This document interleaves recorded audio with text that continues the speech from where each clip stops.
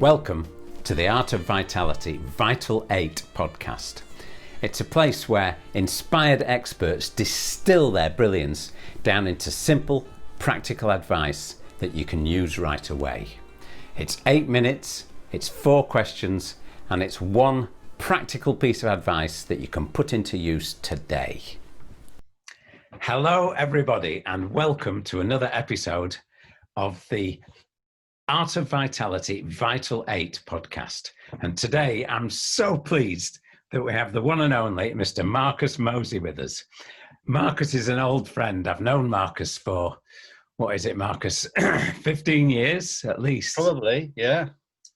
Marcus is, I'll just tell you what Marcus is up to these days. Whereabouts are you from, by the way, Marcus? Born in Devon, raised in the Midlands, and then moved up here to Lancaster. So there we go. Right. Devon to Black Country to Lancaster. So Lancaster, my favourite city in the world, as you know. Mine too. Marcus was previously a youth worker and a secondary school teacher. I didn't know that, Marcus. No. And over the last 20 years, he's been involved in Christian ministry in Lancaster. He's a brilliant networker and he's great at bringing together church leaders and organisation leaders. He leads the New Life Church in Lancaster, and it consists of people of all age groups, lots of different backgrounds, and all different ethnicities. His passion is enabling people, whatever age or background, to see their worth and to live the best life that they have been given. It's a beautiful thing to do. He's married to the lovely Lou, and he's got 2 boys, Caleb and Josiah. So does that just about sum you up, Marcus? Well, I think it's quite a nice summary, to be honest. That's the good bits. Okay, we're going to get on with this. 4 questions in 8 minutes. And I'm going to time you and your time. I've got a little timer. Your time, Marcus, starts now. We're off to the races.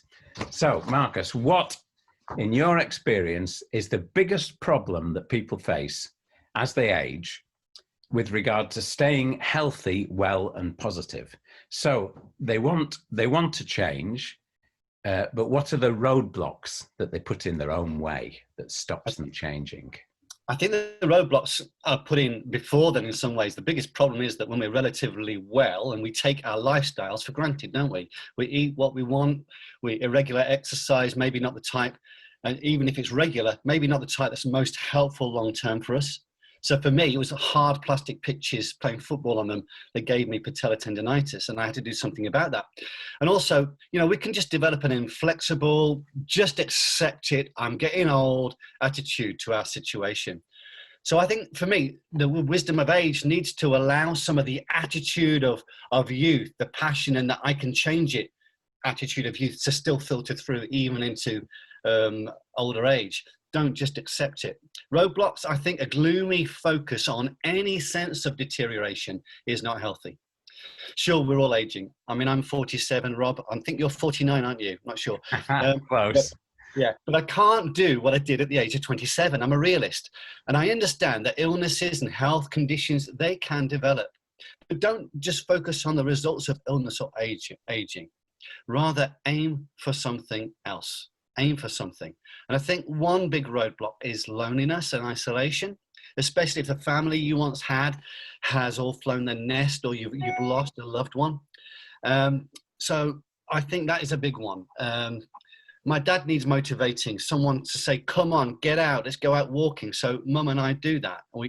And I think if you haven't got somebody to do that with, reach out to somebody to actually get active with, or join a group or something. Online, it's difficult right now, but that's really important, I think. Those roadblocks are there. Right. So the main roadblock is people are, they think they're getting old, so then they lose sight of their youthfulness. Yeah. And then there's loneliness through being, the children flying the nest and that sort of thing. And they need someone to give them a boost. So question number 2, what are the common mistakes or misconceptions people have about about solving that problem, about trying to find somebody to help them, that sort of thing? What are the Well, I'm no expert, but I mean, mistakes? I've sat with a lot of people pastorally, older folk, and I think one of the misconceptions is it's too late. I can't see the point. I might not be around much longer. This is a biggie. My best days must be behind me. And I'm thinking, rubbish. Or at least they will be if we believe that.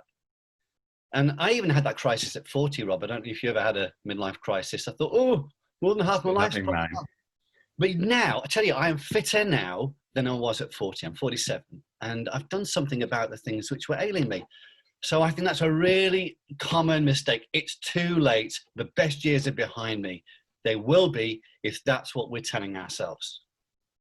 Okay, brilliant. That's brilliant, Marcus. Thank you.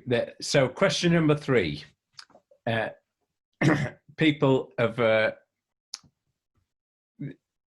they think that it's all too late and they're getting old. It is such rubbish that. We know that. We both know that. I especially know that. I've seen that with you, Rob. It's certainly not true. It's not anymore. So what's a really good tip, the number 1 tip you could give to our audience today that would help them straight away? Some tangible, specific action that they could actually take today to get out of, if they're feeling those things that, oh, it's too late, I'm tired, and it's, I'm getting on. What's a really good thing that they could do? I mean, first of all, this is about soul care, really, about the mind and about the soul. And I think is feed yourself a different message. Get a renewed mind. I'm a realist. I don't think I can achieve whatever I want. I'm never going to play Premiership football now. But the way we think is crucial. So I'm a Christian, I'm a church leader, and I found the Bible has a lot to say in just a few of these verses, like Proverbs 23:7. It says, as a person thinks in his mind and his heart, because they're connected, so he is. So I think it's important to get some things which feed a different narrative about your life into your ears and into your head. So take some time, find something that is going to open up a different path in your thinking. Read it, meditate on it, because that is a really important thing. Take time, be still, feed yourself, meditate on it, and then take a step in making a change in line with that different new narrative about your life. Right. So what was that quote again, Marcus? As a person thinks in his heart and mind, because they're linked in Jewish thought. So they're linked, yeah, I believe that as well. Sorry, yeah. Carry on. As a man thinks in his... a man or a woman thinks in his heart and mind, so he or she is. In other words, what you think is what you are. So Proverbs 23:7, really important. So it's what you think about. If you're thinking, oh, it's too late, or oh, I'm fed up because I can't do this, I can't do that. Yeah. Won't do it. So if you can change that around, look for something positive to read, and then think about it, and talk to people. Have some fun, yeah. And I think who you surround yourself with as well, Rob. If you're surrounding yourself with people going, oh, I'm feeling rubbish all the time, and I'm getting old, and there's no hope, then that's not a good. Yeah, they say that you are the 5 people that you hang around with most is who you are. So just watch, try and cheer people up, and then they'll cheer you up in return. Anyway, 1 minute left. Yes, come on. What free resource would you like to share with our audience? Where can they? I suppose I don't have a physical resource. My free resource would be more soul care than body care. I mean, I'm a church leader, I'm a pastor. That's fine. If I could box up hope, then I would send it all over the place. I think you're the same with this, Rob. And I think hope is something that's in short supply at this time in our nation, certainly, and for many. So my resource would be the Bible, because that's where I get most of my help. And even if you don't believe, there is that book that I mentioned. If you don't believe in God, Jesus, all of that, there's still some great wisdom, as there are in lots of different writings from different religions. And there's a book called Proverbs, which has great one-liners, like I've just mentioned, that you can take, meditate on, and implement in your life, that which will change the narrative of your life, whatever age you are. And the Psalms too. The Psalms have great poetry, which you can take, and they take through all the emotions of life. But the psalmist always comes out of it with hope. And so I would unashamedly recommend Psalms and Proverbs in the Bible. Brilliant. Marcus, thanks so much for that. That's a wrap. We'll see you soon. Thank you, everybody. Bye. My pleasure, Rob. Bye. Thanks for checking out the Art of Vitality podcast. If you like what we're doing here, please head over to iTunes, subscribe, rate us, and leave a review, and I'll love you forever.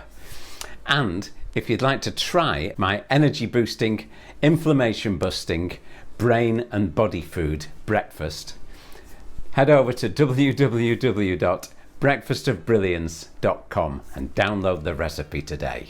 See you soon. Bye.